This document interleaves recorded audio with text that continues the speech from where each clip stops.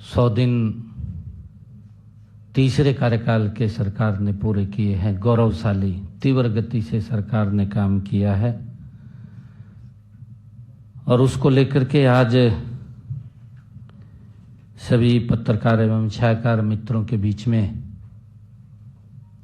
आपसे रूबरू होने का अवसर मिला है। हमारे सभी मंत्रीगण, श्याम सिंह राणा जी, रणवीर गंगवा जी और विपुल गोयल जी, हमारे श्रुति चौधरी जी, हमारे चीफ सेक्रेटरी महोदय और हमारे चीफ प्रिंसिपल सेक्रेटरी खोलर साहब, मित्रों, हमारा ये तीसरे कार्यकाल का 100 दिन कंटिन्यूटी में नॉन स्टॉप सरकार के हैं। मैं थोड़ा आप लोगों को पहले पीछे ले जाना चाहता हूं, क्योंकि हमारी सरकार ने 2014 से हरियाणा प्रदेश को नॉन स्टॉप आगे बढ़ाने का काम किया है। हरियाणा में कई बीमारी ही कहूं, कई बीमारियों से हरियाणा ग्रसित था। जैसे परिवारवाद की बीमारी थी, क्षेत्रवाद की थी, भेदभाव होता था। परंतु अगर आप देखें कि युवाओं के अंदर अविश्वास था कि नौकरी पढ़ने से नहीं, नौकरी तो चक्कर काटने से मिलेगी।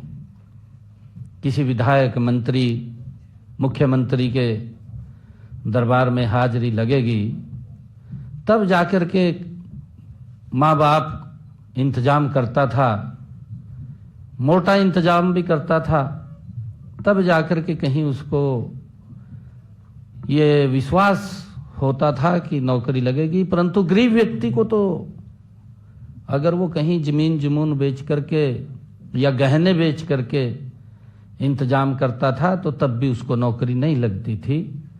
इस प्रकार का माहौल और वातावरण हरियाणा प्रदेश के अंदर था, जो मैंने कहा है कि राजनीतिक रूप से कई बीमारियों से ग्रसित था हरियाणा प्रदेश।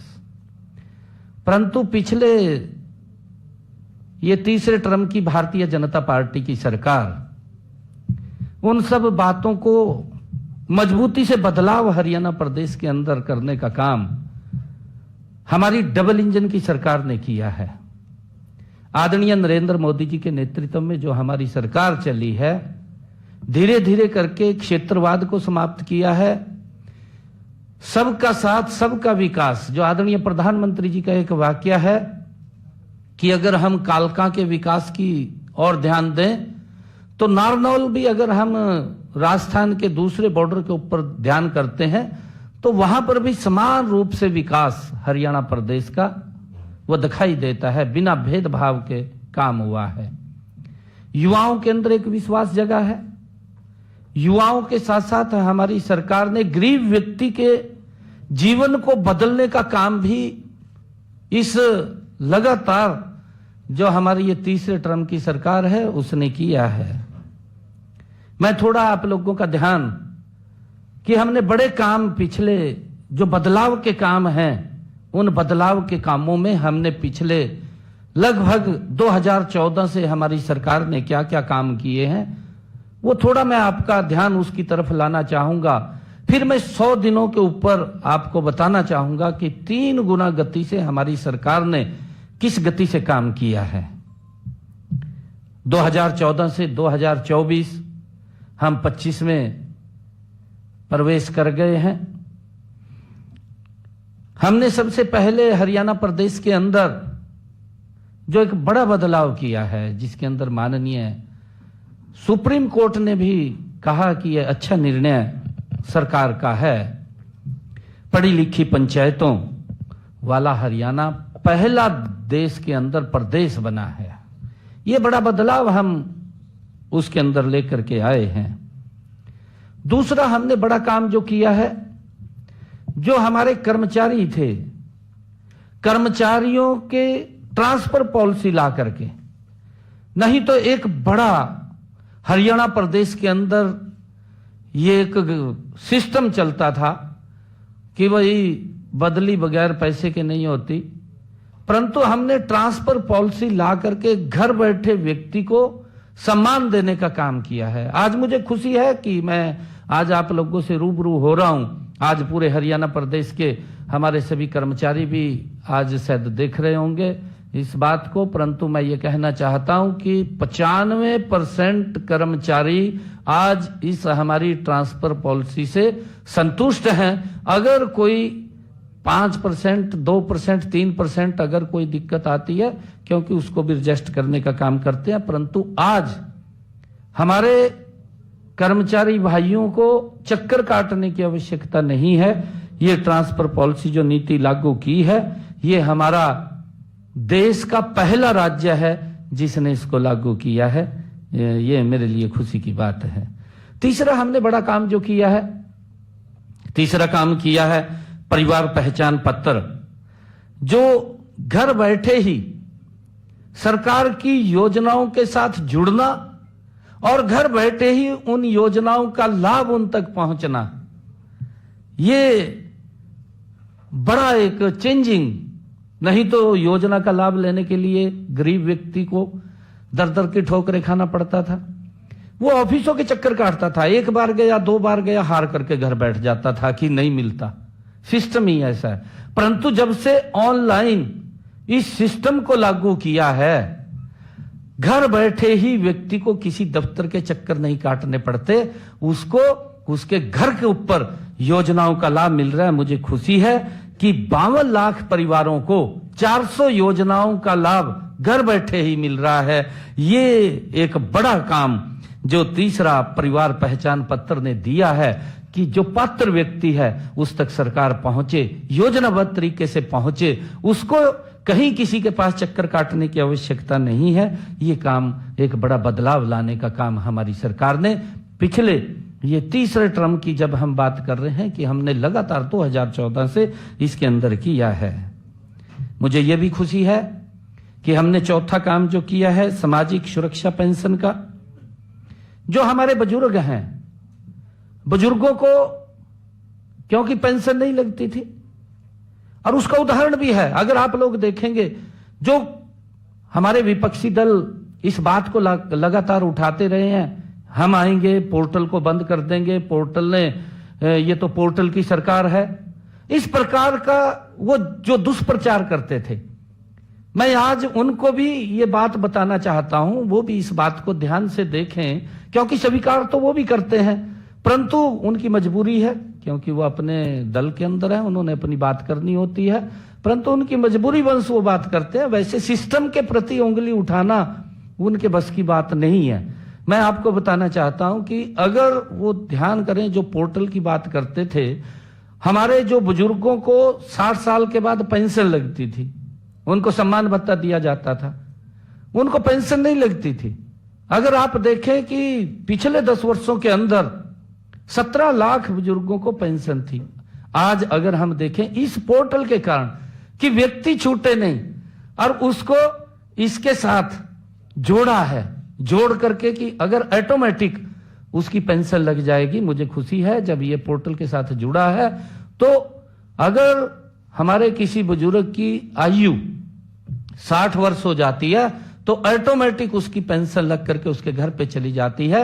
ये एक बड़ा बदलाव एक सिस्टम का, क्योंकि उसे ऑफिस के चक्कर नहीं काटने पड़ते, किसी कर्मचारी या अधिकारी के पास नहीं जाना पड़ता, घर बैठे ही उसको पेंशन लग रही है। एक बड़ा बदलाव इसके अंदर उसके जीवन के अंदर आया है, और उसका परिणाम यह निकला कि कांग्रेस अपने 10 वर्षों में हरियाणा प्रदेश में मात्र 17 लाख बुजुर्गों को पेंशन दे पाई, और हमने आकर के उसके अंदर डबल 2 गुना बढ़ोतरी की है। हमारे यहाँ पर 34 लाख बुजुर्गों को ये पेंशन देने का काम हम कर रहे हैं। बड़ा बदलाव उसके अंदर आया है, और उसके बारे में वो समझ भी रहे हैं। हमने हरियाणा के अंदर अगर ये पोर्टल का सिस्टम लागू किया है, इसके माध्यम से हमने लोगों को सुविधाएं दी हैं, क्योंकि पूरे देश के अंदर 1,20,000 रुपए का क्राइटेरिया है जो हमारा बीपीएल परिवार है, परंतु हरियाणा के अंदर हमने उसकी आय सीमा बढ़ाई है। हमने 1,80,000 किया है और 1,80,000 की किसी की अगर इनकम होगी तो उसको इस सरकार की योजनाओं का वो लाभ मिलना शुरू हो जाएगा। ये भी एक बड़ा हमने उसके अंदर इसके माध्यम से लोगों को सुविधा देने का काम किया है। और अगर हम देखें कि छठा हमने जो इन पिछले 10 वर्षों के अंदर जो 2014 से हमने काम किया है, मेरी फसल मेरा ब्यौरा और डीबीटी के माध्यम से 12 लाख किसानों के खाते में डायरेक्ट 1,25,000 करोड़ रुपया अगर उन्होंने अपनी फसल को मंडी के अंदर बेचा है तो डायरेक्ट उसके खाते के अंदर पैसा पहुंचाने का काम ये हमारी सरकार ने किया है। ये इसी का ही नतीजा है। और हमने चाहे आयुष्मान कार्ड है और उसके साथ हमने हरियाणा में चिरायु को जोड़ा है। आयुष्मान और चिरायु को 45 लाख ऐसे परिवार जिनको 5 लाख रुपए का आयुष्मान का लाभ अगर उसको कोई दिक्कत बीमारी आ जाती है, ये पहली ऐसी योजना आदरणीय नरेंद्र मोदी जी ने शुरू की जिसका एक गरीब व्यक्ति को बड़ा संबल मिला है। गरीब व्यक्ति को ये चिंता नहीं है कि उसके इलाज के लिए पैसा कहां से आएगा। ये व्यवस्था अगर किसी ने खड़ी की है तो ये नरेंद्र मोदी और डबल इंजन की सरकार ने हमने पिछले 2014 के बाद इसको खड़ा किया है। और मुझे बताते हुए कि 1,20,36,000 आयुष्मान चिरायु कार्ड ये ऑनलाइन ही बनाए गए हैं। अगर किसी की इनकम 1,80,000 रुपए से नीचे आती है, कई बार प्राकृतिक कोई दुर्घटनावश भी उसकी इनकम कम हो जाती है कि जो परिवार का एम्प्लॉयर मेंबर है, जो कमाने वाला है, जिसके सर के ऊपर पूरा परिवार चल रहा है, कोई दुर्घटना उसके साथ हो जाती है तो वो व्यक्ति ऑटोमेटिक आर्थिक रूप से वो नीचे चला जाता है। तो जब उसकी इनकम कम होती है तो उसका ऑटोमेटिक ही बीपीएल कार्ड वो बन जाता है। ये सुविधा इसके अंदर दी गई है और इसका लाभ भी हरियाणा प्रदेश के अंदर मिला है।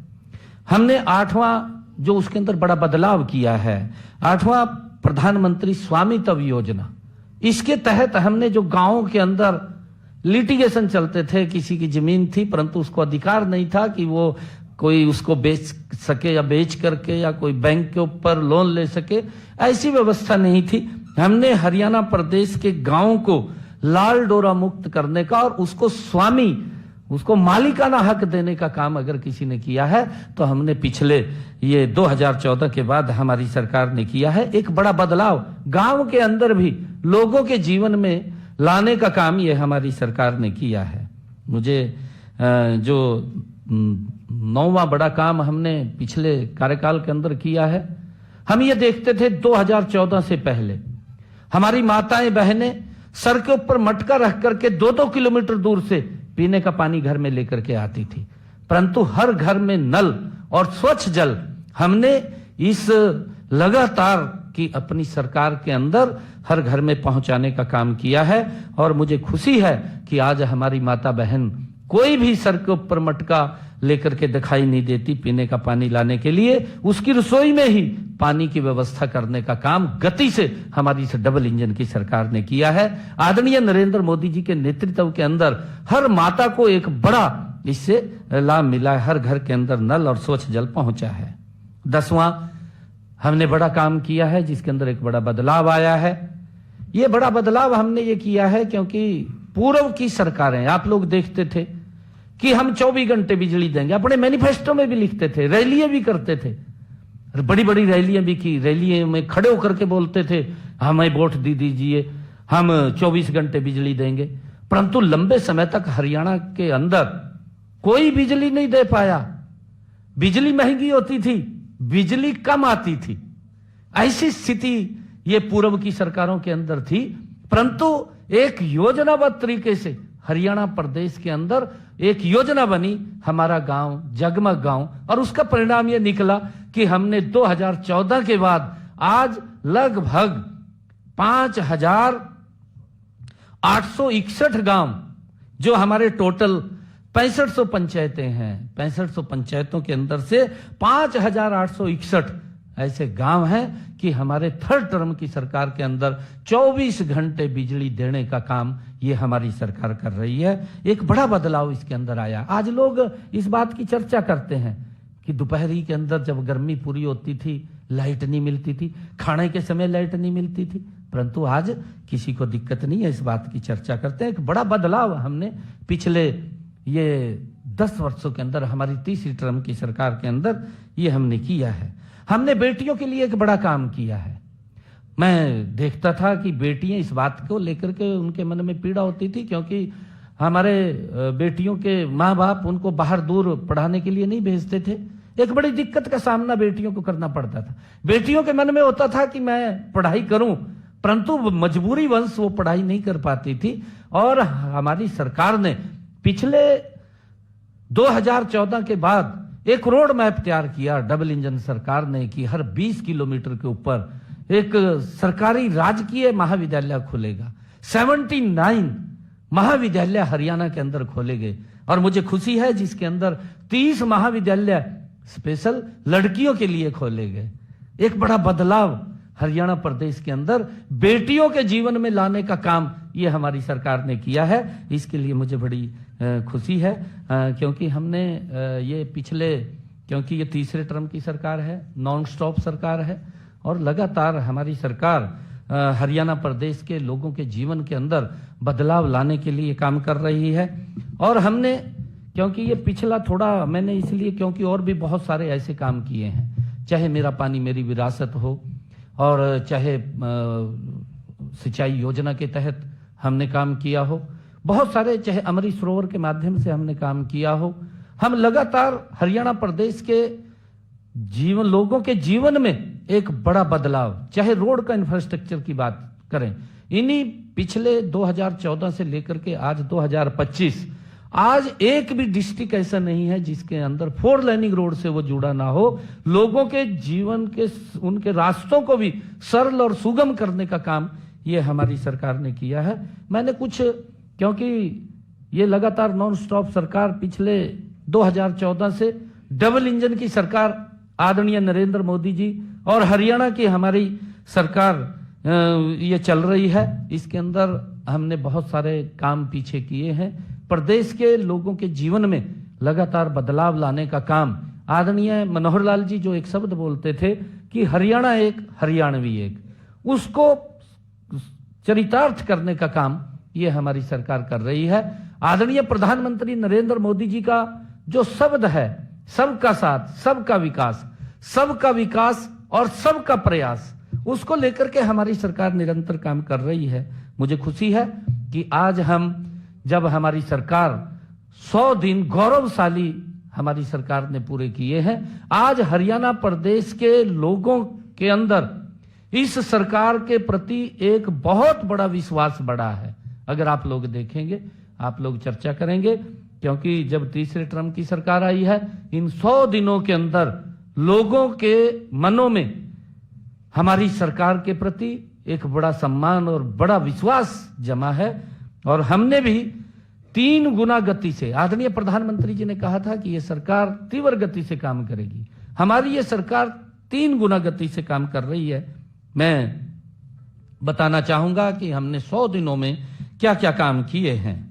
100 दिनों का समय भले ही कम हो, छोटा हो, लेकिन हमने जिस नॉन स्टॉप विकास का संकल्प व्यक्त किया था, उसकी सिद्धि में 100 दिन विकास की 3 गुना गति का साक्षी है। हम सब देख रहे हैं।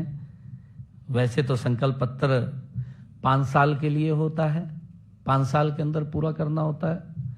अगर हम पड़ोस में बात करें हिमाचल प्रदेश की, दूसरी सरकार आने वाली है, लगभग 2 साल मेरे ख्याल से शेष बचे होंगे।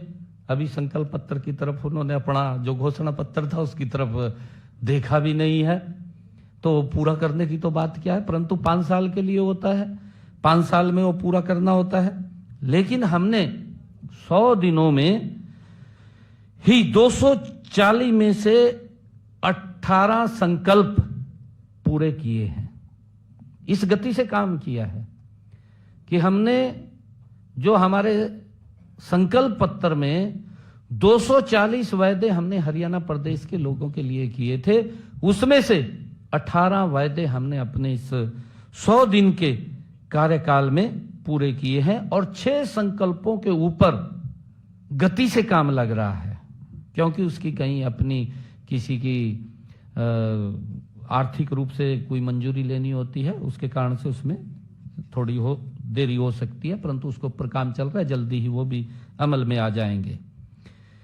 हमने कम से कम 50 और संकल्पों को पूरा करने की प्रशासनिक व वित्तीय अनुमोदन की प्रक्रियाएं जारी हैं, क्योंकि प्रशासनिक भी कहीं उसकी लेनी पड़ती है और वित्तीय भी हमें उसकी व्यवस्था खड़ी करनी पड़ती है। उस प्रक्रियाओं के लिए 50 और ऐसे संकल्प हमारे हैं जो उसके अंदर प्रक्रिया में हैं और जल्दी ही वो पूरे होंगे। हमें दृढ़ निश्चय के साथ आगे बढ़ रहे हैं। हमारी पूरी सरकार मजबूती से आगे बढ़ रही है। इन सभी संकल्पों को हमारी सरकार मजबूती से पूरा करेगी। एक वाक्य मुझे ध्यान आ रहा है कि आंधी तूफान बिजली बरखा, आंधी तूफान बिजली बरखा धूप घटा कम रोकेगी, मजबूती से पांव उठे तो कोई मंजिल दूर नहीं। ये हमारी सरकार तीव्र गति से काम करने वाली सरकार है। हम अपने तीसरे कार्यकाल में प्रदेश के विकास और जन कल्याण के निर्णयों समय की जरूरत के अनुसार ले रहे हैं। जो भी कोई निर्णय है, आज की जो आवश्यकता है हरियाणा प्रदेश को, उस अनुसार हम निर्णय कर रहे हैं और नई नीतियां बना रहे हैं। इन 100 दिनों में जो निर्णय लिए गए और जो विकास के कार्य किए गए, उनका विवरण हमने अभी अपनी जो पुस्तक लॉन्च की है उसके अंदर पूरा का पूरा दिया है। और अगर आप उसके अंदर देखेंगे 100 दिन में जो हमारी बुकलेट छपी है उसके अंदर हमने सभी इनका चर्चा की है। आपको याद होगा कि मैंने पहली बार जब मुख्यमंत्री पद की शपथ लेते ही नागरिकों की समस्याओं और शिकायतों का समाधान के लिए समाधान शिविर लगाने शुरू किए, क्योंकि लोगों को जो समस्याएं होती थी उनको हमने अधिकारियों को, जिसमें हमारा उपायुक्त और पुलिस अधीक्षक, पूरे अधिकारी, सभी विभागों के अधिकारी समाधान शिविरों में सुबह 9 बजे से लेकर के 11 बजे तक आम जन की समस्या को वो सुनते थे, उसका समाधान करते थे। एक ही जगह पर व्यक्ति अपनी समस्या लेकर के आता था, उसका समाधान वहां पर निकलता था। सभी अधिकारी वहां सुनवाई करते थे। मुझे खुशी है कि उन समाधान शिविरों में 75,000 लोगों को, 75,000 से भी अधिक जो उनकी शिकायतें थी, उन लोगों को उसके समाधान निकले हैं, उसका समाधान किया गया है। ये मुझे खुशी है। और लोगों ने इस बात की मांग भी की है। लोग ये बात बोलते थे कि जो आपने समाधान शिविर चालू किए हैं ये चालू रहें, इसको बंद ना करें। ये लोगों की इच्छा के ऊपर है, क्योंकि हमारी ये तीसरे टर्म की सरकार ये आम जन के प्रति जवाबदेही। अगर लोग कह रहे हैं कि ये चालू रहेगा तो चालू रहेगा, ये जनता के ऊपर है। जनता जो चाहेगी वैसा हम अपने इन कार्यों को आगे बढ़ाते रहेंगे। सबको यह भी विदित है कि मैं चाहे घर पर हूं और चाहे मैं कार्यालय में हूं या प्रदेश में कहीं पर किसी स्थान के ऊपर हूं या हरियाणा में, मैं दिल्ली के अंदर हरियाणा भवन में हूं, मुझे काफी संख्या के अंदर लोग अपनी समस्याओं को लेकर के मिलते रहते हैं। और मेरा खुला है कि जहां भी कोई चाहे मैं मिल लेता हूं। और कई बार अगर कोई व्यक्ति रास्ते में भी हाथ दे ले, भाई रुक जा, तो मैं रुक जाता हूं, वहां भी रुक जाता हूं। कोई भी हाथ दे ले, भी कोई समस्या होगी, कोई बात नहीं। किसी गांव के अंदर भी खड़े हो जाते हैं लोग, तो रुक करके उनकी समस्याओं को सुनता हूं। उसके लिए हमने एक पोर्टल भी बनाया है, जन संवाद पोर्टल, वो हमने बनाया है। उसके ऊपर वो समस्याओं वो हम उसके अंदर ऐड करते हैं। मुझे खुशी है कि हमने पिछले 100 दिनों में उस जन संवाद पोर्टल के ऊपर भी 45,000 शिकायतों का समाधान किया है। जो जन संवाद पोर्टल हमने बनाया कि लोगों की समस्याएं आती हैं, कई समस्याएं ऐसी होती हैं कि कोई लिटिगेशन की है, कोई किसी कारण से और है, या कोई टेक्निकल कोई दिक्कत है, उसके कारण से उसमें दिक्कत आती है, नहीं तो दिक्कत नहीं आती, उसका तुरंत समाधान होता है। 45,000 हमने इस जन संवाद पोर्टल के माध्यम से भी उन शिकायतों का निवारण किया है। मैं बताना चाहूंगा कि हमने माननीय प्रधानमंत्री नरेंद्र मोदी जी के सबका साथ सबका विकास के मूल मंत्र पर चलते हुए गरीब से गरीब व्यक्ति के उत्थान का काम जारी हमारी सरकार रखेगी। जिसे आज गरीब कहा जाता है, उसे विकसित भारत की सच्ची शक्ति वो इस देश की है। जिसको गरीब कहा जाता है वही विकसित भारत की सच्ची शक्ति है, और उसकी भावनाओं को और उनके आवश्यकताओं को ये सरकार प्राथमिकता के आधार के ऊपर पूरा कर रही है। इसी भावना से मैंने पहले दिन ही ठोस कदम उठाए हैं। 18 अक्टूबर 24 को मुख्यमंत्री कार्यालय में जब मैं आया, पहले ही दिन मैंने अपनी पहली कलम से जो हमने कहा था, हमने अपने संकल्प पत्र में भी ये कहा था, और हम लोगों के जब संकल्प पत्र में हमने कहा है तो हम लोगों के बीच में इस बात को बोलते थे कि जो किडनी के पेशेंट हैं, कि हम आते ही, चाहे सरकारी हॉस्पिटल है चाहे मेडिकल कॉलेज है, हरियाणा प्रदेश के अंदर आते ही हमने डायलिसिस को फ्री किया है। उनका कोई पैसा नहीं लगता। इस सेवा प्रदान करने का हमने उनको लाभ दिया है, और तब से लेकर आज तक प्रदेश के सभी मेडिकल कॉलेज या सिविल हॉस्पिटल्स के अंदर मरीजों को यह सुविधा अबाध रूप से मिल रही है। उनको कोई दिक्कत समस्या नहीं है। हमने जो संकल्प पत्र में कहा उसको पूरा किया है। हमने ये भी कहा था कि 18 अक्टूबर 2024 को हमारे मंत्रिमंडल की जो पहली बैठक हुई, उस पहली बैठक के अंदर ही हमने एक और निर्णय किया। वो निर्णय किया अनुसूचित जाति में वर्गीकरण को लेकर के, और उसमें अनुसूचित जाति में कुछ वंचित लोग इस प्रकार के थे कि उनको लाभ नहीं मिल रहा था। अब उनको भी लाभ मिलना वो शुरू हो जाएगा। वो निर्णय भी हमने आकर के अपनी पहली बैठक के अंदर किया है, जिसका हमने जिक्र भी अपने उसके अंदर किया था। 14 नवंबर 2024 को हमारे तीसरे कार्यकाल के पहले विधानसभा सत्र के अंदर हमने ये कहा था, जो पिछड़ा वर्ग की क्रीमी लेयर की व्यवस्था थी उसके अंदर 6,000 रुपए थी। हमने कहा था कि हम इसको 8 लाख रुपए करेंगे, और मुझे खुशी है इस बात की कि हमने आकर के अपने इस मंत्रिमंडल की बैठक में उस क्रीमी लेयर व्यवस्था को तो किया, 6 से 8 किया, परंतु हमने कैबिनेट के अंदर यह भी निर्णय किया कि उन्हें पंचायती राज और स्थानीय निकाय संस्थाओं के अंदर भी उनको 5% का आरक्षण देने का काम ये हमारी सरकार ने किया है। उनकी जनसंख्या का 50% आरक्षण हमने दिया है। हमने जो कहा था उस बात को हमने पूरा किया है, और उसका लाभ भी ओबीसी समाज और एससी समाज के ओबीसी समाज ए और बी के लोगों को उसका मिला है। हमने दूसरे अपने इस कार्यकाल में मुख्यमंत्री तीर्थ दर्शन यात्रा योजना वो शुरू की थी, जिस योजना के अंदर हमने रामलला के दर्शन करने के लिए अयोध्या में यहां से ऐसे परिवारों को, जिन परिवारों की इनकम 1,80,000 रुपए से कम है, ऐसे परिवारों को भगवान रामलला के दर्शन करने के लिए अयोध्या धाम यात्रा शुरू की थी। चुनावों के समय हमने अपने संकल्प पत्र में कहा था, हमने कहा था कि हम माता वैष्णो देवी और शिरडी साईं मंदिर के दर्शन करने के लिए भी इस योजना को शामिल करेंगे। हमने उसको शामिल किया है, और उसके साथ साथ हमने जो अभी प्रयागराज में महाकुंभ हो रहा है, उस महाकुंभ के अंदर भी हमने उसको जोड़ा है।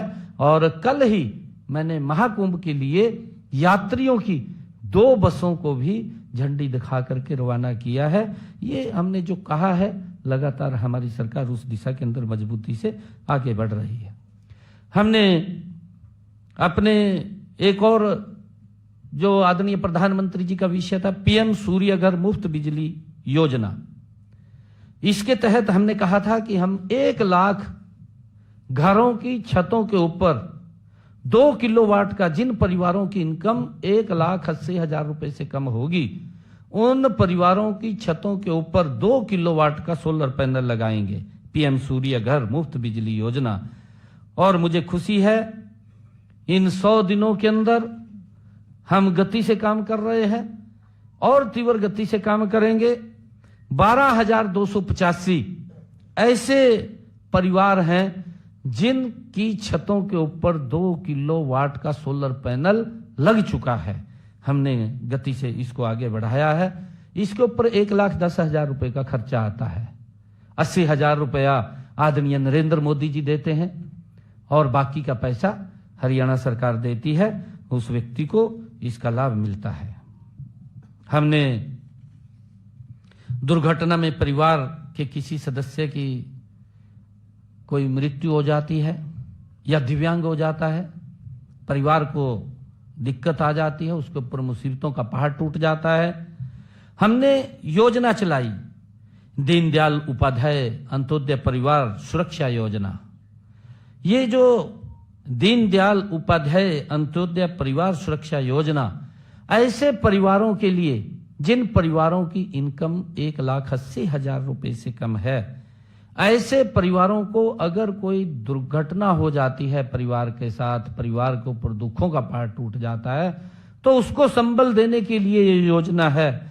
और 6,279 ऐसे परिवार हैं जिनके खाते के अंदर हमने पिछले दिनों ही 233 करोड़ 67 लाख रुपया आर्थिक सहायता के रूप में उनके खाते के अंदर पहुंचाने का काम हमारी सरकार ने किया है। हमारा संकल्प है कि प्रदेश के गरीब से गरीब व्यक्ति के पास अपना मकान हो, और उसको लेकर के आदरणीय प्रधानमंत्री जी ने भी इस बात को कहा है कि देश में एक भी सर ऐसा नहीं बचेगा जिस सर के ऊपर छत नहीं होगी। उस सर के ऊपर छत देना ये हमारी सरकार का कमिटमेंट है और हम लगातार उसको देने का काम कर रहे हैं।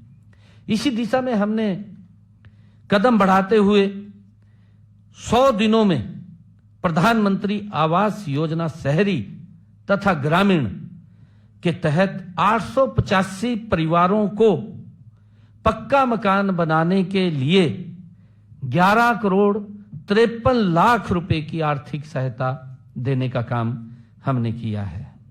हमने गरीब परिवारों के लिए मुख्यमंत्री आवास योजना शुरू की है। हरियाणा के अंदर भी हमने इसको शुरू किया है। इसके तहत 14 शहरों में 15,256 गरीब परिवारों को 30-30 गज के प्लाट देने का काम ये हमारी सरकार ने किया है। और अब तक 11 पंचायतों में हमने जो पिछले दिनों कहा था, क्योंकि मैंने एक कार्यक्रम सोनीपत में किया था।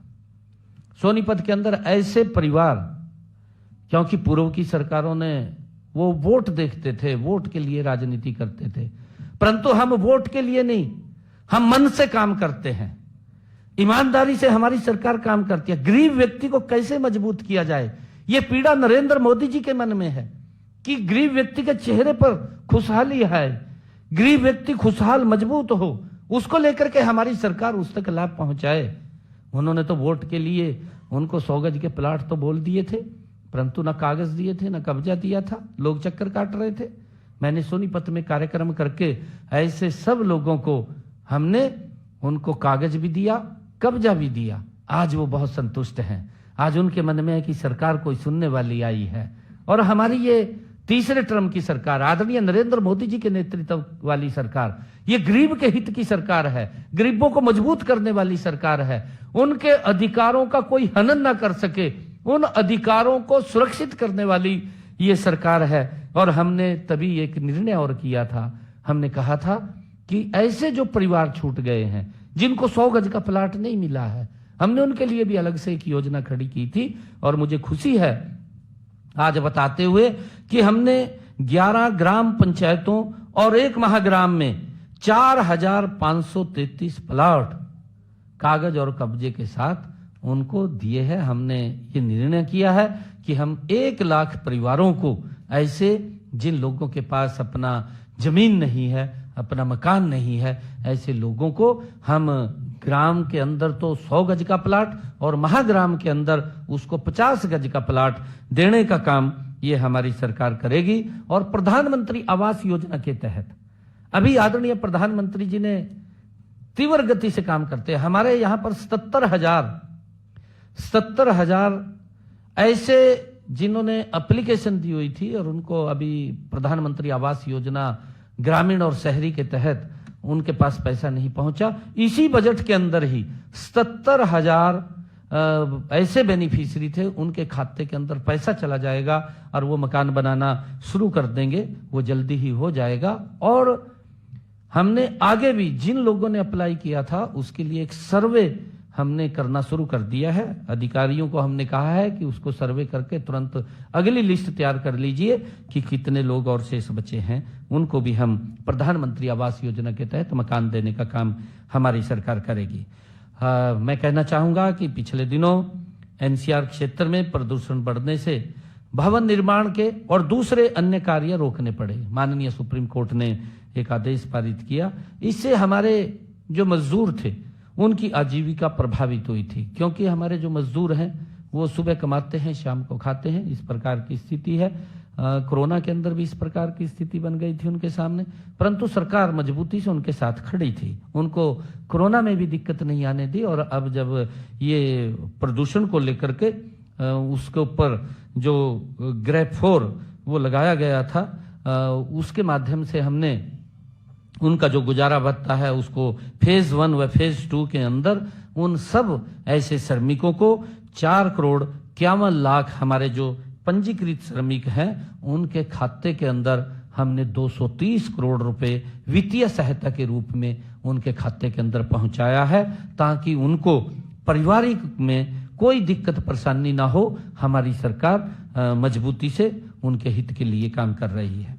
इसके अलावा इसी अवधि में श्रमिकों के कल्याण की विभिन्न योजनाओं के तहत हमने 73,697 श्रमिकों को 50 करोड़ 28 लाख रुपए की वित्तीय सहायता वो भी दी है।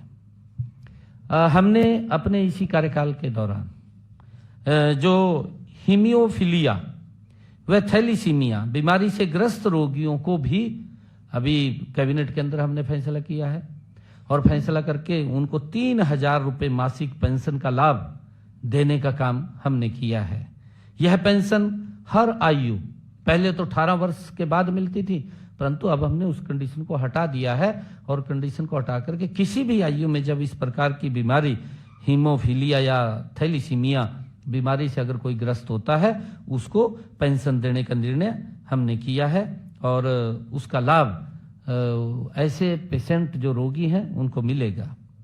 हमने हरियाणा के अंदर यह भी निर्णय किया है कि जो दिव्यांग पेंशन के नियम 2016 में संशोधन करके उसको भी 3,000 रुपए मासिक दिव्यांग पेंशन का लाभ 10 और श्रेणियों को भी दिया गया है। अभी कैबिनेट के अंदर हमने फैसला लिया था, उसको जोड़ा है। इससे हरियाणा प्रदेश के 32,000 दिव्यांग जन लाभान्वित होंगे। 32,000 और लोग इसके अंदर जुड़े हैं, उनका बड़ा लाभ इस फैसले के माध्यम से जो हमने कैबिनेट के अंदर लिया है उसका लाभ मिलेगा। मैं बताना चाहूंगा कि हमने महिलाओं को भी स्वावलंबी बनाकर उनका सशक्तिकरण करना एक हमारा प्रमुख प्राथमिकता है। आदरणीय प्रधानमंत्री जी, हमारी डबल इंजन की सरकार महिलाओं को लगातार सशक्त और मजबूत करने का काम कर रही है। आदरणीय प्रधानमंत्री नरेंद्र मोदी जी ने देश की आधी आबादी को सशक्त बनाने के लिए पानीपत में बीमा सखी योजना का शुभारंभ किया। आप सब जानते हैं इसमें महिलाओं को पहले साल 7,000 रुपए, दूसरे साल 6,000 रुपए, तीसरे साल 5,000 रुपए मासिक वेतन मिलेगा और उन बहनों को जो वो बीमा करेंगी उसका कमीशन तो मिलेगा ही। कमीशन के साथ साथ हर महीने उन बहनों को अलग से 2100 रुपए भी प्रोत्साहन राशि देने का काम ये हमारी सरकार करेगी। इसके लिए एक बड़ी योजना आदरणीय प्रधानमंत्री जी ने बीमा सखी योजना वो पानीपत के ऐतिहासिक भूमि से लॉन्च की है। हमने ये भी निर्णय किया है जो हमने अपने संकल्प पत्र के अंदर भी कहा था और हमने बहनों को भी उसको आज लाभ मिल रहा है। मुझे खुशी है कि हमने इसको पूरा किया है। हमने गरीब परिवारों को एक योजना बनाई, हर घर हर गृहिणी योजना में हर महीने ऐसी बहनों को जो हरियाणा प्रदेश की 13,02,400 परिवारों को निरंतर 500 रुपए में गैस का सिलेंडर उपलब्ध हो रहा है, उसको हमने पूरा किया है। और उसके तहत अभी कुछ के खाते वेरीफाई होने बकाया है। हमने अधिकारियों को कहा कि उसकी विभिन्न प्रकार की योजना चला करके लोगों को जागरूक करके कि वो अपने बैंक खाते वेरीफाई करें। बैंक खाते वेरीफाई करेंगे तो हम ऐसे परिवारों को जिनकी इनकम 1,80,000 रुपए से कम है उनको 500 रुपए में ये गैस का सिलेंडर उपलब्ध कराने का जो हमने संकल्प लिया था उसको हम कर रहे हैं। ये भी हमने पूरा किया है। इसका लाभ हमारे हरियाणा प्रदेश के लोगों को मिल रहा है। हमने आंगनवाड़ी जो हमारी बहनें थी, हमारी आंगनवाड़ी की कर्मचारी थी, उनको भी हमने अपने संकल्प पत्र में भी कहा कि उनका मानदेय बढ़ाने का काम हमारी सरकार करेगी। और मुझे ये खुशी है बताते हुए कि हमने आंगनवाड़ी जो कार्यकर्ता है उनके 7,500 रुपए और जो उसकी सहायिकाएं हैं, आशा वर्कर्स हैं, उनके मानदेय में 400 रुपए मासिक की बढ़ोतरी हमने कर दी है। उसका लाभ उनको मिल रहा है। मुझे बताते हुए कि माननीय प्रधानमंत्री श्री नरेंद्र मोदी जी ने स्वतंत्रता दिवस 2023 के अवसर पर लखपति दीदी योजना शुरू की थी। उन्होंने इसकी घोषणा की थी। इस योजना के माध्यम से प्रदेश की महिलाओं को कौशल विकास प्रशिक्षण देकर सूक्ष्म उद्योग स्थापित करने में सहायता प्रदान की जा रही है। उन लखपति दीदी को उनको मजबूत किया जाए, उनको आगे किया जाए, उनको कौशल प्रशिक्षण देने का काम हमारी सरकार कर रही है। मुझे खुशी है बताते हुए कि प्रदेश में 5 लाख महिलाओं को हमने टारगेट रखा है कि हम हरियाणा प्रदेश के अंदर 5 लाख महिलाओं को लखपति दीदी बनाने का हम काम करेंगे। अब तक हमने हरियाणा प्रदेश के अंदर जो हमने गति से काम किया है 1,85,000 महिलाओं को लखपति दीदी बनाने का काम हमारी सरकार ने किया है।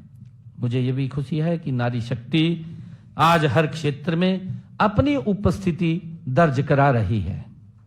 पहले किसी ने सोचा भी नहीं था कि घर परिवार और बच्चों की जिम्मेवारी संभाल रही महिलाएं ड्रोन भी उड़ा सकेंगी। ये अगर किसी ने इस ड्रोन का प्रकल्प लेकर के आए कि महिलाओं को सशक्त और मजबूत करना है, उनको आत्मनिर्भर बनाना है, ये अगर कोई सोच सकता है तो देश के यशस्वी प्रधानमंत्री ये नरेंद्र मोदी जी की ही सोच हो सकती है। और उन्होंने इस ड्रोन दीदी के माध्यम से महिलाओं को सशक्त और आत्मनिर्भर करने का काम आदरणीय प्रधानमंत्री नरेंद्र मोदी जी ने किया है। हमने नमो ड्रोन दीदी के दृष्टिकोण को आगे बढ़ाने के लिए 5,000 महिलाओं को ड्रोन पायलट प्रशिक्षण देने का हमने संकल्प लिया है कि उनको प्रशिक्षण दे करके उनको आत्मनिर्भर बनाने का काम हमारी सरकार करेगी।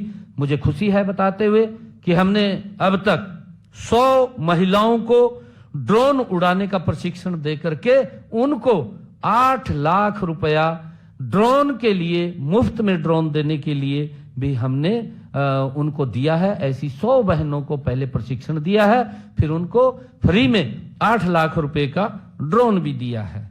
और मुझे ये बताते हुए कि अगर ड्रोन की कीमत 8 लाख रुपए से ज्यादा है तो उसकी अतिरिक्त राशि उसका सारा का उसको बैंक से दिलवाने का काम करे। 8 लाख तो सरकार देगी, परंतु अगर वो 8 लाख से ज्यादा का ड्रोन आता है तो उसको बैंक से लोन दिलवाने का काम करेंगे और उस लोन का सारा ब्याज वो हरियाणा सरकार देगी। ये भी निर्णय हमने किया है।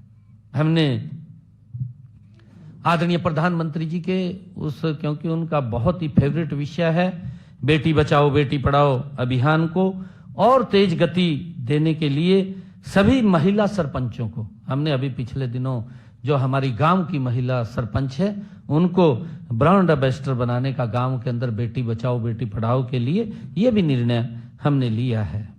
मुझे खुशी है आप सबके बीच में बताते हुए कि हमने इन 100 दिनों के अंदर हमने जो संकल्प किया था कि मुख्यमंत्री, क्योंकि लगातार युवा हमारे पास आ रहे थे, क्योंकि आज मैं 100 दिन के ऊपर प्रेस कर रहा हूं, क्योंकि फिर भी बीच बीच में हमने, क्योंकि जब विपक्ष इस प्रकार की गतिविधियों में शामिल होता है और इस प्रकार की बातें करता है, एक तरफ तो वो बोलते हैं कि बेरोजगारी फैल रही है विपक्ष के लोग, अरे 10 वर्ष वो भी रहे थे, हरियाणा प्रदेश के मुख्यमंत्री रहे, उनको तब तो बेरोजगारी दिखाई नहीं दी, परंतु राजनीतिक दृष्टि से, क्योंकि उन्होंने राजनीति करनी है, उन्होंने जिंदा रहना है, परंतु वो इस प्रकार की घटिया राजनीति ना करें। क्योंकि मैंने इलेक्शन के अंदर भी ये बात कही थी कि आप युवाओं के साथ खिलवाड़ कर रहे हैं, युवाओं की भावनाओं के साथ विपक्ष खेलने का काम कर रहा है, दुर्भाग्यपूर्ण है, ये नहीं करना चाहिए। उन्होंने, युवाओं के रिजल्ट तैयार थे जब हमने कहा था कि हम युवाओं को बिना पर्ची बिना खर्ची के नौकरी दे रहे हैं, वो जाकर के चीफ इलेक्शन कमीशन पे गए, वो कोर्ट में गए और जाकर के कहा कि रिजल्ट ना निकाला जाए।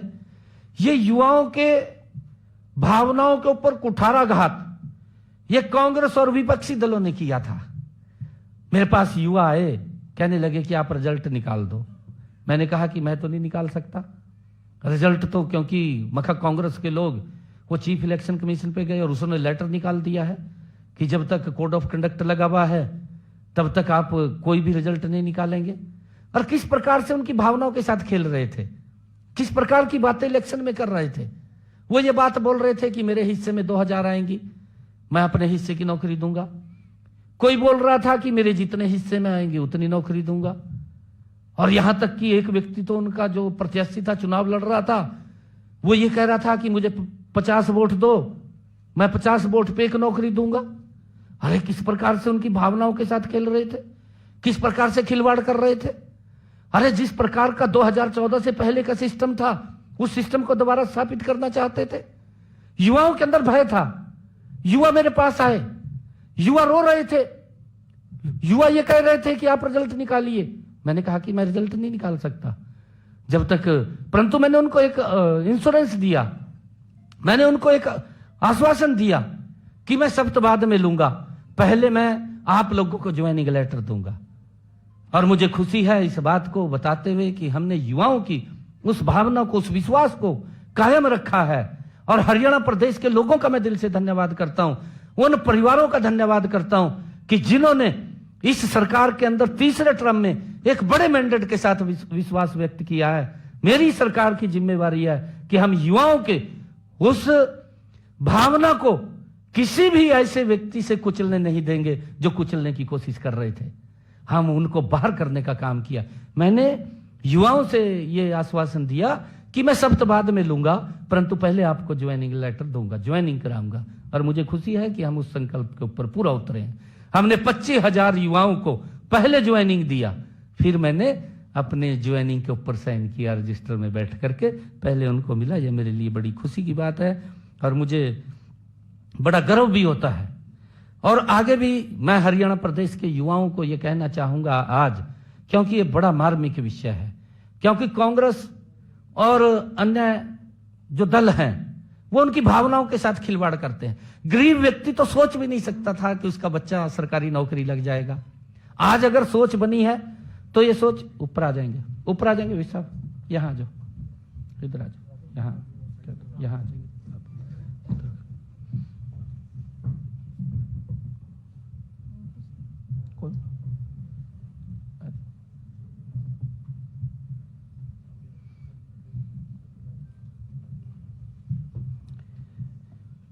गरीब परिवार का बच्चा यह भी नहीं सोच सकता था, कांग्रेस के समय में वो वोट तो देता था, वोट तक गरीब परिवार सीमित था, परंतु वो अपने बच्चे को नौकरी लगवा सके, संभव नहीं था।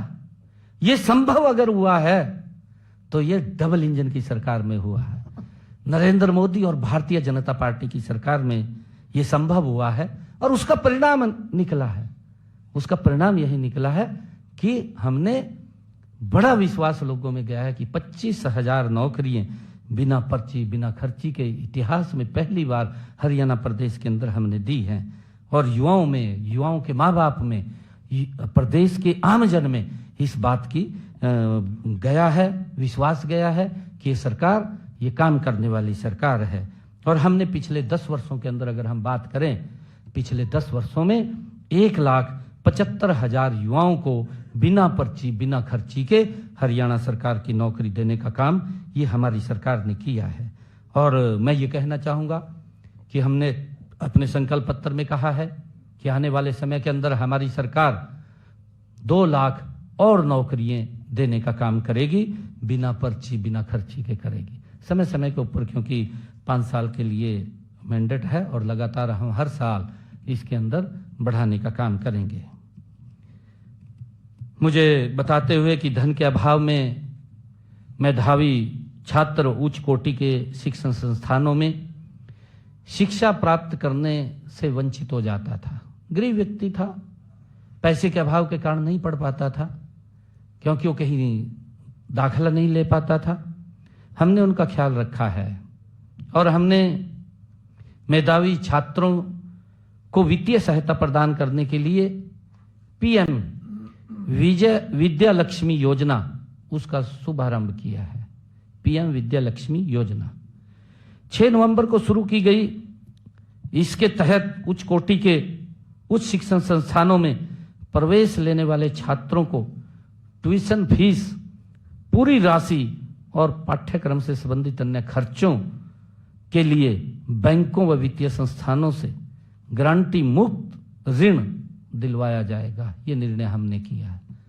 और मुझे खुशी है बताते हुए कि मैं आपको बताना चाहता हूं कि हमने ये भी अपने संकल्प पत्र में कहा है, हमने ये भी कहा है कि जो हमारे एससी और ओबीसी समाज के बच्चे हैं, देश के किसी भी सरकारी संस्थान में, चाहे वो कॉलेज है, चाहे यूनिवर्सिटी है, चाहे वो पॉलिटेक्निकल है, चाहे वो मेडिकल में है, चाहे वो आईआईटी में है, कहीं पर भी वो सरकारी उसके अंदर पढ़ने के लिए जाता है तो उसकी सारी फीस स्कॉलरशिप के माध्यम से हमारी सरकार देने का काम करेगी।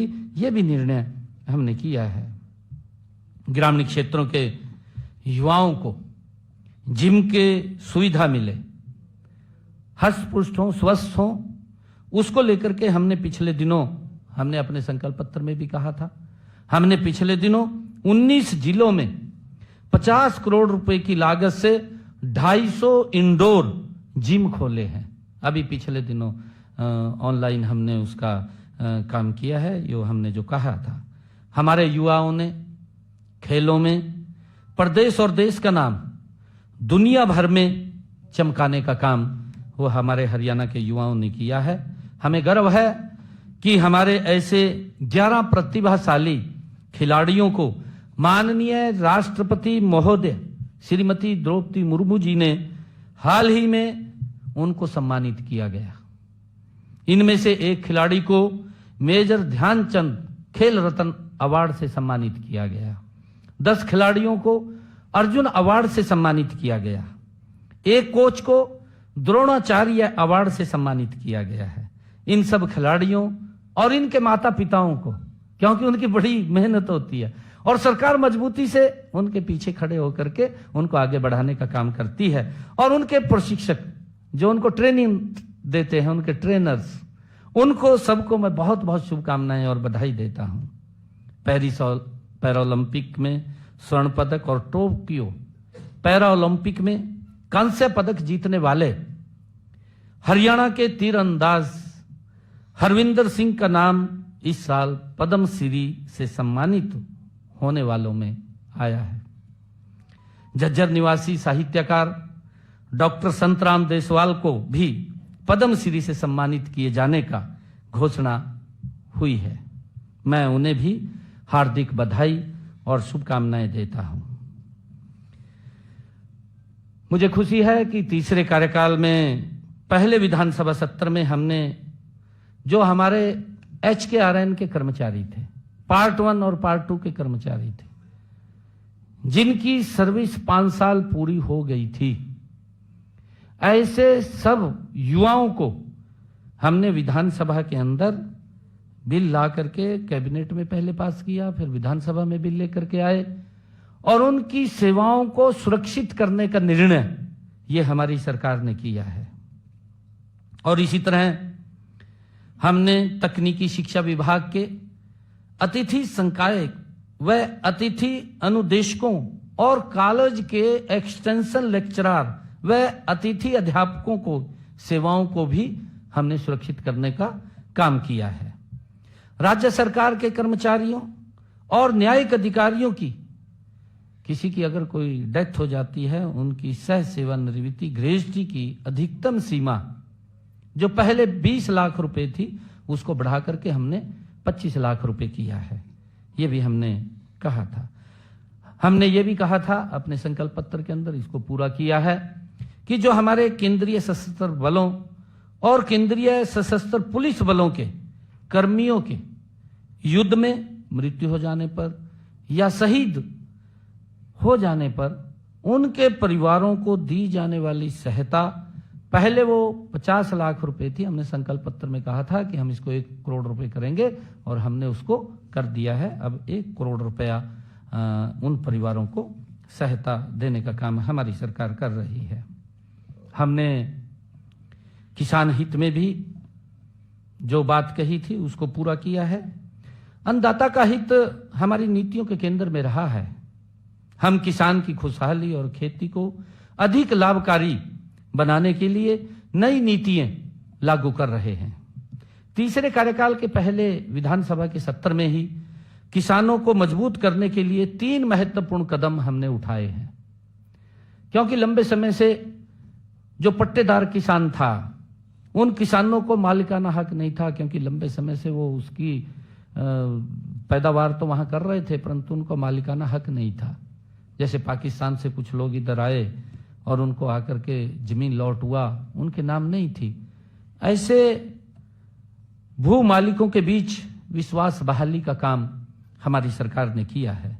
आप सभी जानते हैं कि पहले भू मालिकों और काश्तकारों में के बीच जमीन के कब्जे तथा मुआवजे इत्यादि को लेकर विवाद वो लिटिगेशन कोर्ट में चलते रहते थे, परंतु हमने निर्णय किया है कि ऐसे पट्टेदार किसानों को ये विधानसभा के अंदर बिल लेकर के आए और उसके अंदर हमने पास किया कि कलेक्टर रेट लेकर के ऐसे किसानों को, कलेक्टर रेट भी 19 नवंबर 2024 को हम लेकर के आए। कलेक्टर रेट के ऊपर हम उनको जमीन का मालिकाना हक देने का निर्णय वो हमने किया है और इसका एक बड़ा लाभ वो हमारे किसानों को मिला है। हमने जो हमारे गांव के अंदर लोग जो शामलात भूमि के ऊपर काबिज थे, ऐसे लोगों को भी हमने मालिकाना हक देने का काम ये निर्णय किया है। तीसरा, गांव में जो पंचायती भूमि के ऊपर जिन्होंने मकान बना लिए, लंबे समय से वो कोर्ट के अंदर चक्कर काट रहे थे, कोई ना कोई शिकायत हो जाती थी, शिकायत होती थी तो कोर्ट आदेश कर देता था कि ये जमीन को खाली करें, मकान गिर जाते थे, दिक्कतें आती थी। परंतु उस दिक्कत को हमने दूर किया है कि अगर 20 वर्ष से ज्यादा कोई भी व्यक्ति पंचायती भूमि के ऊपर उसने मकान बनाया है, वो बैठा है, कलेक्टर रेट लेकर के 500 वर्ग गज तक वो जमीन को अपने नाम करा सकता है। ये भी निर्णय हमने उसको मालिकाना हक देने का काम हमने जो संकल्प पत्र में कहा था उसको पूरा किया है। हमने हरियाणा देश का पहला ऐसा राज्य बन गया है कि हमने पिछले दिनों कहा था, अपने संकल्प पत्र में भी इसको कहा था, हमने कहा था कि हम हरियाणा के अंदर अपने किसान की 24 फसलें एमएसपी पर खरीदने का काम ये हमारी सरकार करेगी और उसको लेकर के हमारी सरकार लगातार इस काम को आगे बढ़ा रही है। पहला देश का राज्य हरियाणा है जो अपने किसान की 24 फसलें 100% फसल एमएसपी पर खरीद रही है। हमारे विपक्ष के जो लंबे समय तक काबिज रहे हैं, नेता रहे हैं, जो स्वामीनाथन जो रिपोर्ट थी जिसके वो चेयरमैन भी रहे हैं, वो आज प्रेस कॉन्फ्रेंस में पूछते हैं कि 24 कौन सी फसल है, उसके नाम बताएं। भाई नाम भी बता देंगे, जब अगर आपको नहीं पता है, हमें तो पता है ना बिछो भी कौन सी फसलें हैं, हम बता देंगे। परंतु आप फिर किसान का क्या लाभ करेंगे जब आपको यही नहीं पता है कि 24 कौन सी फसलें हैं। जो भी फसलें हैं हरियाणा प्रदेश के अंदर, जितनी भी फसलें हैं मैं बताना चाहता हूं उसके अंदर, अगर उनको ध्यान में नहीं है, धान की फसल है, ज्वार की फसल है, बाजरा की फसल है, रागी है, मक्का है, तुर है, मूंग है, उड़द है, मूंगफली है, सूरजमुखी है, सोयाबीन है, तिल है, काला तिल है, कपास है, गेहूं है, जौ है, चना है, मसूर है, रेपसीड है, सरसों और सैफफ्लावर है, तोरिया है, कोपरा है और छिलका रहित नारियल है, जूट है। ये 24 फसलें हैं। अगर भाई उसको नहीं पता है तो मेरे से एक कॉपी ले ले और वो सारे किसानों को पढ़ाए, भाई ये फसल आप बोते हैं, आप बोइए उनको। कैसे लाभ करेंगे वो किसान का जब उनको यही मालूम नहीं है कि हमारे हरियाणा प्रदेश के अंदर कितनी फसलें होती हैं। कम से कम उसका तो ध्यान करना चाहिए, तभी तो लाभ देंगे हम। जब उनको मालूम नहीं है, कहा जी 24 फसलें नहीं का नाम बताओ, ये नाम भी बता दिए मैंने, तो सुने होंगे जरूर। हमने हरियाणा के अंदर जो खरीफ सीजन है, खरीफ सीजन 2024 में कम बारिश हुई। हमारी कैबिनेट ने निर्णय किया कि किसानों के खर्चे ज्यादा हो रहे हैं, उनके खर्चे कम होने चाहिए। और हमारी कैबिनेट ने निर्णय किया कि किसानों के खाते में 2000 रुपए प्रति एकड़ बोनस के रूप में पहुंचाने का काम हमारी सरकार करेगी। कैबिनेट ने निर्णय किया, मुझे खुशी है, आज हरियाणा प्रदेश के किसानों के खाते में 1345 करोड़ रुपए की राशि किसानों के खाते में उस धान की फसल के अंदर बरसात कम होने के कारण उनके खर्चे कम हो, हमने पहुंचाने का काम किया है। इसका एक बड़ा लाभ मेरे हरियाणा प्रदेश के किसानों को मिला है। हमने हरियाणा के अंदर प्रधानमंत्री किसान सम्मान निधि, ऐसे 18वीं किस्त चली गई है। लगातार 2000 रुपए 4 महीने के बाद उनके खाते में पहुंचाने का काम आदरणीय प्रधानमंत्री नरेंद्र मोदी जी कर रहे हैं। अगर हम बात करें, आज 342 करोड़ ऐसे किसान हैं जिनके बैंक खाते के अंदर 6203 करोड़ रुपए की राशि पहुंचाई गई है पूरे देश के अंदर प्रधानमंत्री किसान सम्मान निधि के माध्यम से। कांग्रेस के लोग बताएं किसानों के हित में क्या काम किया है। राजनीति तो करते हैं किसान के नाम की, परंतु उनके हित के अंदर क्या कदम उठाने हैं वो दिमाग शून्य है, कोई दिमाग नहीं है। भी किसानों को मजबूत भी करना है, अन्नदाता है, हमारे लिए प्रिय है, हम उनकी मजबूती के लिए एक एक कदम उठा रहे हैं, उनको मजबूत कर रहे हैं। हमारे हरियाणा के अंदर हमने 19 लाख ऐसे किसान हैं जिनके खाते के अंदर प्रधानमंत्री किसान सम्मान निधि वो लगातार पहुंच रही है पराली के प्रबंधन के लिए। क्योंकि दिल्ली के अंदर अब इलेक्शन चल रहा है, वहां के मुख्यमंत्री केजरीवाल साहब पर्ची दी है भाई, पीछे थे पर्चियों दी है, कहा जी 1:15 हो गया, अरे भी आधा भी नहीं कहा आपने करया। ये 100 दिन के काम है, 100 दिन के काम है, गति से काम हो रहे हैं, बताने तो पड़ेंगे। आपकी तरफ से तो नहीं ना कुछ है, फिर ठीक है, ये पर्ची आप पकड़ो भाई। ठीक ठीक है।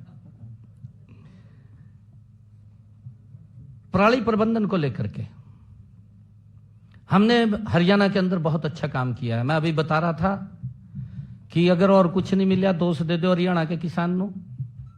ये केजरीवाल दिल्ली के अंदर बैठा है, अपने जहां उसकी सरकार है वहां तो रोक नहीं रहा, हरियाणा के किसान को दोष दे रहा है। पंजाब के किसान को भी दोष दिया है, पंजाब के किसान को भी उसने बड़ा बुला बोला है कि ये पराली को जलाते हैं। भाई तो तेरे हाथ में चाबी आ गया, ये तो उस व्यवस्था को ठीक कर दे। ठीक नहीं किया। हमने हरियाणा के अंदर पराली प्रबंधन को लेकर के काम किया है, माननीय सर्वोच्च न्यायालय ने भी उसकी प्रशंसा की है। मैं हरियाणा के किसान का दिल से धन्यवाद करता हूं कि हमने जो नीति बनाई है उसके अंदर आगे बढ़ करके उन्होंने सहयोग किया और हमने उनके अवशेषों को प्रबंधन संयंत्रों पर अनुदान के रूप में 10,393 मशीनों के लिए 122 करोड़ रुपया हमने किसानों को देने का काम किया है, ताकि पराली के लिए उचित प्रबंध हो सके, किसान पराली ना जलाए और ये पोल्यूशन ना फैले। हमने ये इसके लिए काम किया है। हमने ये भी काम किया है कि जो हमारे किसान हैं, क्योंकि मेरे को वो मिले थे आकर के, और जब आकर के मिले कि हमारे खेत में बड़े टावर वो लगा देते हैं, उसके लिए हमें कुछ उसका लाभ नहीं मिलता, हम जमीन के अंदर भी हमारी उसकी कीमत कम हो जाती है। तो हमने उसके ऊपर एक पॉलिसी बनाई हमने, जो किसानों के हित के अंदर अलग से एक नीति बनाई। हाई टेंशन बिजली की लाइनों के लिए हमने मुआवजा नीति बनाई, और मुआवजा हमने दिया है कि जहां वो टावर लगेगा उस जमीन का मुआवजा 200% ज्यादा दिया जाएगा, जो उसका कलेक्टर रेट, जो उसका वहां मार्केट रेट होगा, मार्केट रेट का 200% ज्यादा देने का निर्णय हमने अपनी पॉलिसी के अंदर किया है। और जो उस टावर की तारें उस खेत के अंदर से जाएंगी, उसके नीचे जो जमीन आएगी, उस जमीन का 30% जो मार्केट रेट उस जमीन का होगा, 30% ज्यादा उसका मुआवजा देने का निर्णय वो हमने किया है। उसके लिए हमने ये मुआवजा नीति बनाई है। इसका लाभ हमारे किसानों को मिल रहा है। हमने प्रदेश की गौशालाओं के लिए भी, उनके गौशालाओं के चारे के लिए 216 करोड़ 25 लाख रुपए की राशि हमने जारी की है, ताकि गौ माता को चारे के लिए कोई दिक्कत ना आए, उस समस्या का हमने समाधान किया है। हमने अपने संकल्प पत्र में कहा था कि अभी पिछले दिनों देश के यशस्वी प्रधानमंत्री आदरणीय नरेंद्र मोदी जी ने 9 दिसंबर 2024 को जो उचाणी करनाल के अंदर, करनाल जिला के उचाणी गांव के अंदर महाराणा प्रताप बागवानी विश्वविद्यालय स्थापित हो रहा है, उसका शिलान्यास किया है। 65 एकड़ के अंदर यह कैंपस बन रहा है और 700 करोड़ रुपए की लागत उसके ऊपर आएगी। उसका शिलान्यास आदरणीय प्रधानमंत्री जी ने किया है। हमने अपने संकल्प पत्र में भी उसका जिक्र किया था और हमने उसको पूरा किया है। हमारे जो व्यापारी भाई हैं, प्रदेश के विकास में अपना महत्वपूर्ण योगदान रखते हैं। हम उनके हितों के प्रति पूरी सजगता से हमारी सरकार काम कर रही है। मुझे आड़ती मिले थे आकर के, क्योंकि केंद्र पूरे देश को ध्यान में रख करके पॉलिसी बनाता है। उन्होंने पूरे देश के किसानों के लिए जो आड़तियों का कमीशन था वो 46 रुपए रखा, परंतु आड़ती कहने लगे कि हमें इसमें पूरा नहीं होता, आप इस कमीशन को बढ़ाएं। तो उन्होंने एक हमें ज्ञापन दिया था, हमने अपने संकल्प पत्र में भी डाला, और डाला नहीं, हमने उसको पूरा कर दिया है। अब हरियाणा के हमारे आड़ती भाइयों को जो कमीशन का उन्होंने 46 रुपए के अंदर देता था, अब हरियाणा उसके अंदर ऐड करके 55 रुपए देने का काम हमारी सरकार ने किया है। और मुझे खुशी है कि आड़तियों के खाते के अंदर उस कमीशन का 309 करोड़ रुपए की राशि भी हमने जारी कर दी है, उनके खाते में चला गया है। हमने 2024-25 के दौरान खरीफ सीजन के कस्टम मिल्ड राइस डिलीवरी के लिए हमारे पास राइस मिलर एसोसिएशन के वो पदाधिकारी आकर के मिले कि हमें इसके ऊपर बोनस दिया जाए, क्योंकि हमें घाटा होता है इसके अंदर, उसकी वो सूख जाता है, सूख करके हमारे ऊपर खर्चा पूरा नहीं होता। तो हमने उन राइस मिलर्स को भी हमने कहा था कि हम आपको लाभ देंगे। 62 करोड़ 58 लाख रुपए की प्रोत्साहन राशि भी हमने उनके खाते के अंदर पहुंचाने का काम किया है। मुझे खुशी है बताते हुए कि व्यापारियों के लिए जो हमारे करदाता हैं, जो प्रदेश का विकास गति से होता है और जो उसमें उनका योगदान बड़ा होता है, ऐसे करदाताओं की सुविधाओं के लिए हमने रेवाड़ी के अंदर 29 करोड़ रुपए की लागत से एक कर भवन का निर्माण वहां किया है, और जिसमें पूरे प्रदेश के अंदर अलग अलग उनके कार्यालय 27 जीएसटी के कार्यालय, ताकि जीएसटी सुविधा, कोई समस्या, कोई दिक्कत, कोई उनको और कोई प्रॉब्लम आ जाए तो उससे डर ना लगे, वो बेखौफ हो करके वहां पर ये सुविधा केंद्र हमने खोले हैं। वो पूछ सकता है, किसी को रिटर्न में दिक्कत है, किसी का कोई और लिटिगेशन है, उसको लेकर के वो उनसे लाभ ले सकता है। हमने वो सुविधा केंद्र खोले हैं जिसके ऊपर 29 करोड़ रुपए की लागत आई है। हमने गत 2024 को छोटे व्यापारियों को राहत देने के लिए जीएसटी से पहले 7 अधिनियमों के तहत बकाया कर राशि के निपटान के उनके कुछ लिटिगेशन के मामले थे। हरियाणा के अंदर ऐसे हमारे लगभग 10 लाख से जो रुपए से नीचे व्यापारी थे, 2 लाख ऐसे हरियाणा प्रदेश के अंदर व्यापारी थे जिनका ये टैक्स को लेकर के कोर्ट के अंदर लिटिगेशन में थे। उनको एक बड़ी राहत देने का काम हमने किया, हमारी सरकार ने किया है। हमने उनको राहत दी है कि जो 10 लाख रुपए से नीचे के हैं ऐसे लोगों को ब्याज तो पूरा माफ किया है, ब्याज के साथ साथ उसके मूल का भी 10 लाख रुपए से कम आने का 60% हमने माफ किया है, और उसका मूल में से जो 60% माफ करके बचेगा उसमें से भी 1 लाख रुपया हमने माफ करने का निर्णय किया है। और इसी के साथ ही हमने जो 10 लाख रुपए से ऊपर के, 10 करोड़ रुपए के नीचे के ऐसे जो व्यापारियों के लिटिगेशन थे उनको हमने ब्याज तो माफ किया है, और उसके मूल में से भी 50% उसका माफ करने का निर्णय हमने पिछले दिनों अपनी कैबिनेट के अंदर लिया है। और इसका एक बड़ा लाभ वो हमारे हरियाणा प्रदेश के व्यापारियों को मिलेगा। जो ये एक समस्या थी, उस समस्या का हमने समाधान किया है। हमने हरियाणा प्रदेश के अंदर अंबाला छावनी, अंबाला शहर में लोकल बस सेवा शुरू की गई है। पीएमई बस सेवा परियोजना के तहत प्रदेश के 7 प्रदेश शहरों में फरीदाबाद, गुरुग्राम, हिसार, रोहतक, पानीपत, करनाल और यमुनानगर के लिए 450 नई बसें खरीदने की स्वीकृति भी हमने दे दी है। जल्दी ही वो बसें भी आ जाएंगी ताकि हरियाणा प्रदेश के लोगों को ठीक उनको यात्रा में असुविधा ना हो, उनको सुविधा मिले, उसको लेकर के हमने ये निर्णय किया है। कल ही 26 जनवरी थी, गणतंत्र दिवस, उसकी मैं आप सबको पुनः बहुत बहुत बधाई भी देता हूं, शुभकामनाएं देता हूं। हमने कल ही गणतंत्र दिवस के अवसर पर प्रदेश के 5 रोडवेज डिपो में इलेक्ट्रिक बस सर्विस शुरू की गई है, और हर डिपो से 5-5 बसें, कुल मिलाकर के 25 बसों को रवाना किया गया। इनमें रेवाड़ी, हिसार, रोहतक, अंबाला, सोनीपत 20 बसें पहले चल रही थी, 45 बसें आज हरियाणा प्रदेश के अंदर इलेक्ट्रिक बसें वो चालू हुई हैं, ताकि वायु पोल्यूशन भी ना हो, उसके अंदर भी राहत मिले।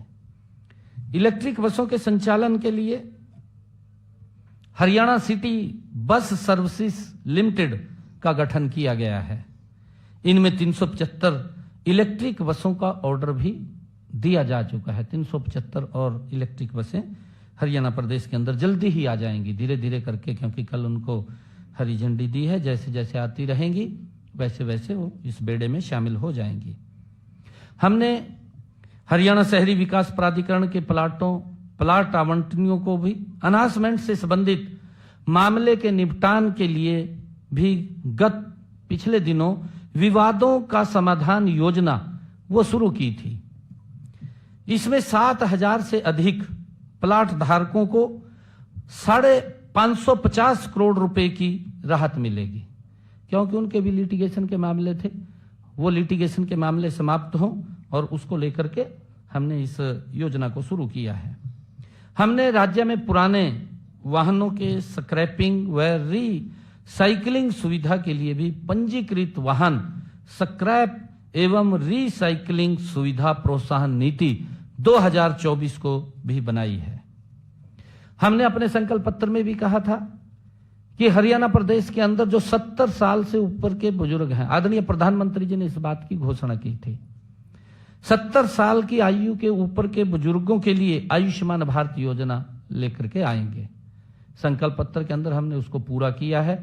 आज हरियाणा प्रदेश के अंदर जो 70 साल से ऊपर के बुजुर्ग हैं, उनको भी अलग से, कोई भी है, किसी भी वर्ग से है, 5 लाख रुपए का आयुष्मान कार्ड उसको दिया है। अगर कोई दिक्कत बीमारी उसको आ जाती है तो परिवार को इलाज की चिंता नहीं है, उसकी इलाज की चिंता ये हमारी डबल इंजन सरकार को है। और मुझे खुशी है कि अब तक इस योजना के तहत हरियाणा प्रदेश के अंदर 4100 ऐसे लाभार्थियों को 9 करोड़ रुपए के मुफ्त इलाज की सुविधा ये हमारी सरकार ने दी है।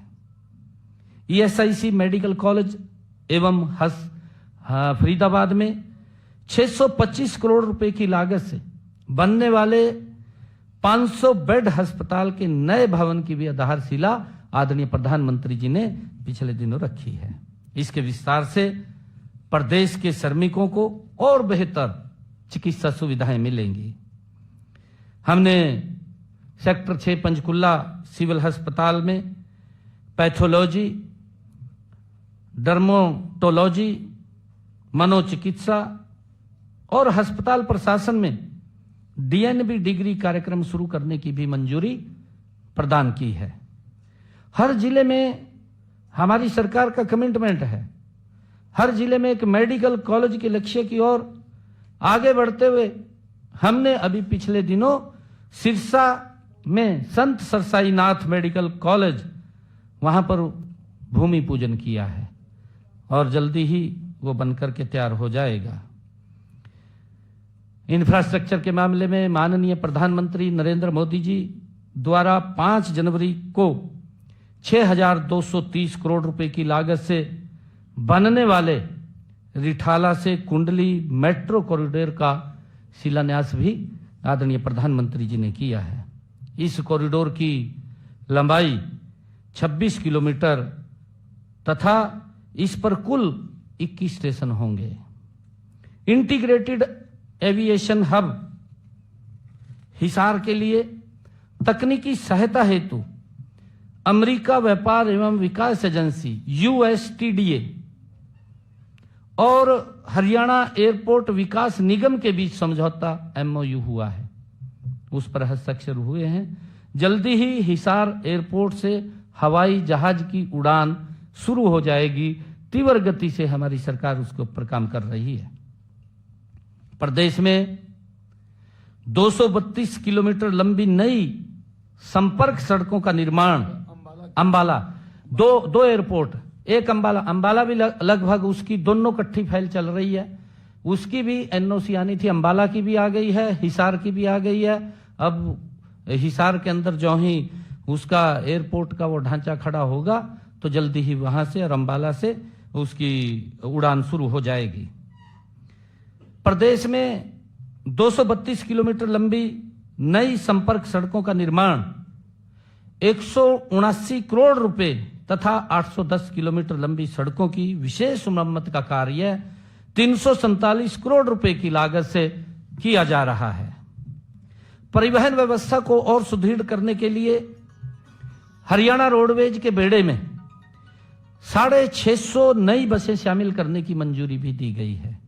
इनमें 150 AC बसें तथा 500 नॉन AC बसें शामिल होंगी, क्योंकि रोडवेज का इंफ्रास्ट्रक्चर मजबूती से लोगों को, हरियाणा प्रदेश के जन को उसका लाभ मिले, उसको लेकर के हमने ये ऑर्डर हो गया है। जल्दी ही ये बसें तैयार होकर के शामिल हो जाएंगी। हमने गांव के अंदर ये बात कही थी कि हर फिरनी के ऊपर स्ट्रीट लाइटें लगाने की एक योजना हमने शुरू की थी। 5 ब्लॉक के अंदर जहां अधिक आबादी वाले गांव हैं, वहां पर हमने उन गांवों को चयन किया था इसके तहत स्ट्रीट लाइटें लगाने के लिए 1415 गांवों का चयन हुआ है। इनमें से 283 गांवों में स्ट्रीट लाइटें लगाने का काम पूरा कर लिया है और 169 गांवों में वो प्रगति पर है। पिछले 100 दिनों में विकास कार्यों के लिए पंचायतों को हमने 500 करोड़ रुपया विकास कार्यों के लिए जारी किया है। कुल मिलाकर हमने 100 दिनों में जन भावनाओं के अनुरूप तेजी से निर्णय लेते हुए उन्हें लागू भी किया है। और मैं आपको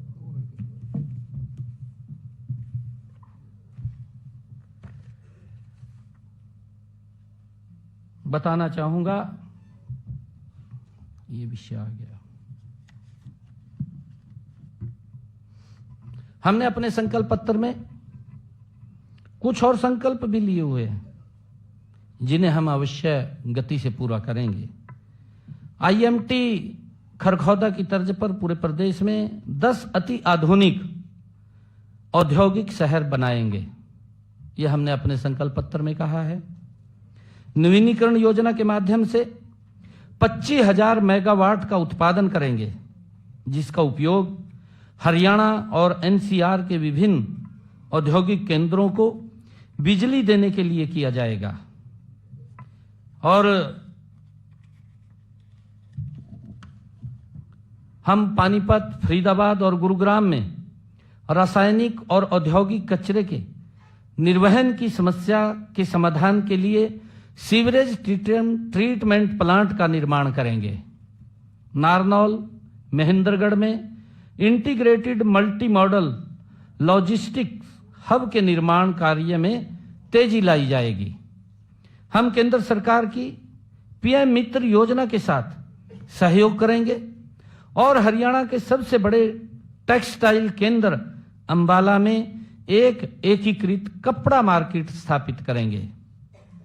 हम उत्पाद से जुड़े प्रोत्साहन योजना और हरियाणा फार्मास्यूटिकल नीति 2015 के माध्यम से आगामी फार्मास्यूटिकल उद्योग का दोहन करने के लिए करनाल में फार्मा पार्क की स्थापना में तेजी लाएंगे। हम पीपी मोड में महेंद्रगढ़ में डिफेंस और एरोस्पेस हब स्थापित करेंगे। हम नए उद्योगों के विकास के लिए ई भूमि द्वारा 10,000 एकड़ का नया लैंड बैंक बनाएंगे। किसी भी सरकारी संस्था द्वारा समय पर भुगतान न करने पर संबंधित को 8% की दर से ब्याज का भुगतान करने की नीति लागू करेंगे। मुझे विश्वास है कि ये निर्णय माननीय प्रधानमंत्री नरेंद्र मोदी जी द्वारा वर्ष 2047 तक भारत को विकसित राष्ट्र बनाने में हरियाणा के अहम योगदान की सशक्त आधारशिला साबित होंगे। मैंने 100 दिनों में से हर दिन जन सेवा को अर्पित किया है। जिस दिन से चला हूं मेरी मंजिल पर नजर है। जिस दिन से चला हूं मेरी मंजिल पर नजर है। आंखों ने कभी मील का पत्थर नहीं देखा। धन्यवाद।